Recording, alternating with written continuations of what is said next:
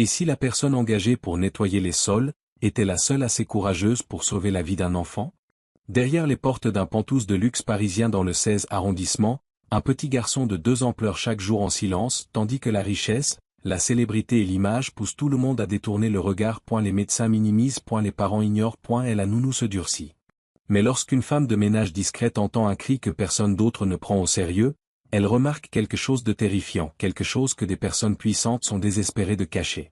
Restez avec nous jusqu'à la toute fin, car la vérité qui éclatera changera la vie de toutes les personnes impliquées.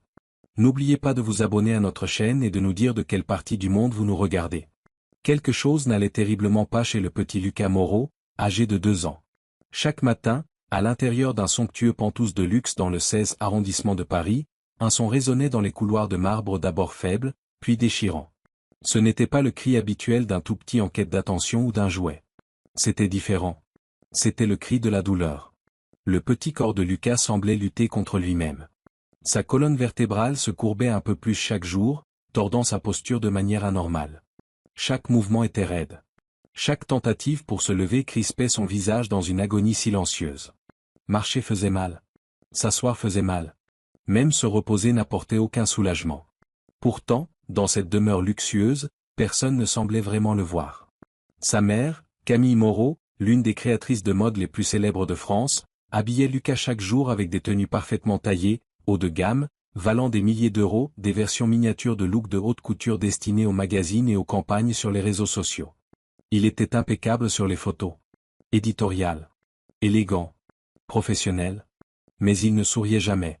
Son père, Julien Moreau, riche dirigeant et investisseur, levait à peine les yeux de son téléphone assez longtemps pour remarquer les larmes de son fils. Réunion, appel, échéance, tout semblait plus urgent qu'un enfant qui pleure. La nounou, Sophie Laurent, s'occupait de Lucas avec une efficacité froide. Nourrir. Changer. Le placèrent là où on lui disait de rester.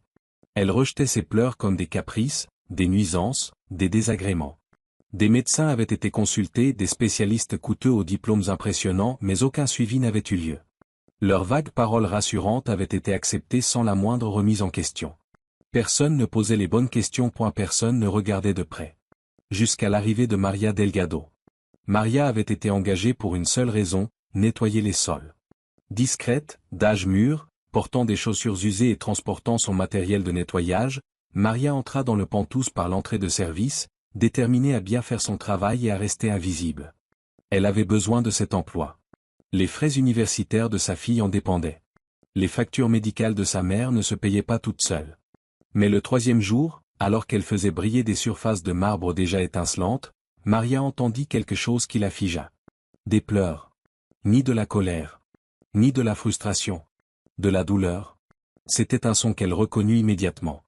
Des années plus tôt, elle avait entendu ce même cri sortir de la bouche de son propre enfant lors d'une grave maladie, désespéré, impuissant, ignoré par ceux qui ne savaient pas mieux.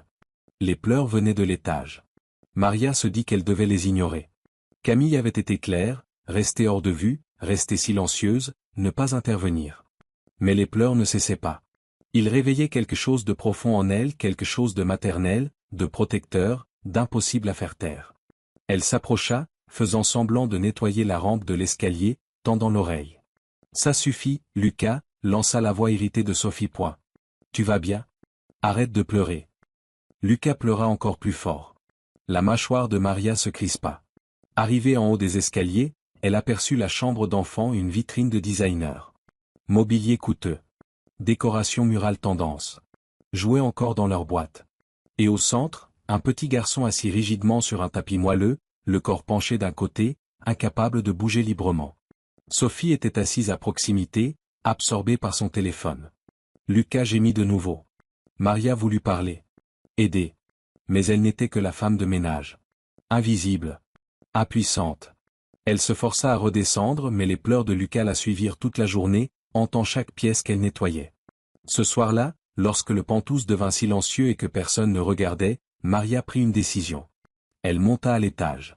Dans la chambre, elle trouva Lucas recroquevillé dans son lit, tremblant, les yeux gonflés d'avoir trop pleuré. Lorsqu'il la vit, il ne tendit pas les bras. Il ne sourit pas. Il la regarda simplement avec résignation, comme s'il savait déjà que personne ne restait jamais. « Oh, mon chéri », murmura Maria. « Je suis là. Lorsqu'elle le souleva, son corps se raidit non par peur, mais par douleur. Un petit gémissement vaincu s'échappa de ses lèvres. Maria le serra avec précaution, le berçant doucement, lui chantonnant une mélodie.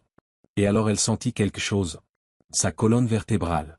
Elle se courbait de façon anormale sous le tissu rigide des vêtements de créateur. Le cœur de Maria se serra. Des années auparavant, avant que la vie ne la pousse vers les emplois de nettoyage, Maria avait travaillé comme aide-soignante. Elle reconnut ce que les autres avaient manqué. Elle commença doucement à retirer les vêtements de Lucas pour le mettre à l'aise. Ce qu'elle vit la figea. De profondes marques rouges sillonnaient ses jambes, là où des coutures trop serrées avaient comprimé sa peau jour après jour. Les vêtements avaient forcé son corps à adopter des positions anormales, empêchant tout mouvement naturel.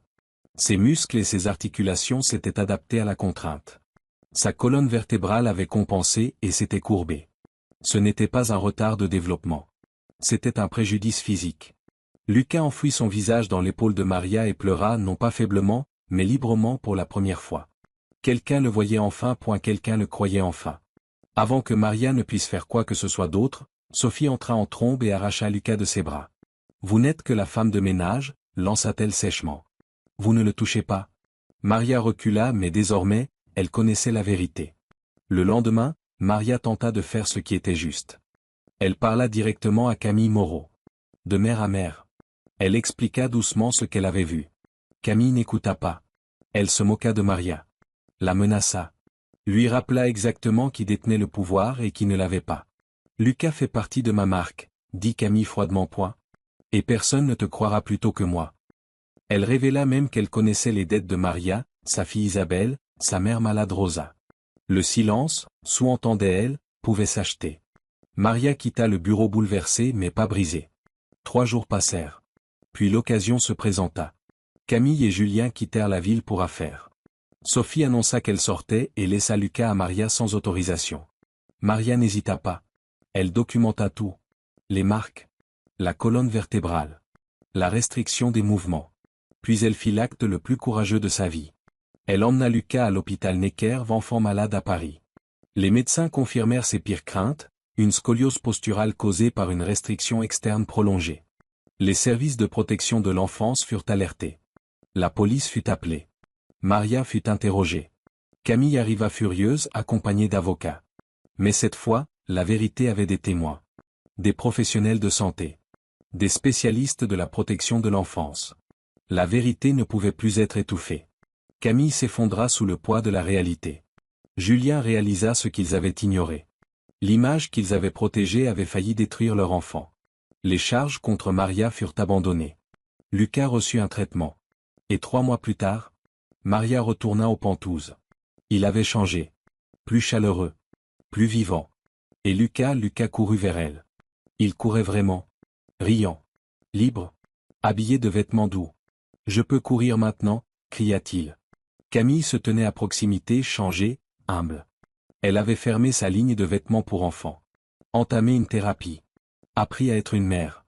Ils remercièrent Maria pas seulement avec des mots, mais par des actes. Un fonds universitaire pour Isabelle. Des soins médicaux pour Rosa. Mais ce qui comptait le plus, c'était ceci. Un enfant avait été sauvé. Parce qu'une femme refusa de se taire. Parce que le courage ne vient pas du pouvoir mais du caractère. Qu'auriez-vous fait, rester silencieux pour vous protéger, ou tout risquer pour sauver un enfant qui ne pouvait pas parler pour lui-même? Avez-vous déjà vu quelque chose d'injuste et dû choisir entre ce qui était sûr, et ce qui était juste? Merci de partager vos pensées et vos opinions dans les commentaires ci-dessous. Votre avis compte et merci d'avoir regardé Storyteller français. N'oubliez pas de vous abonner à notre chaîne.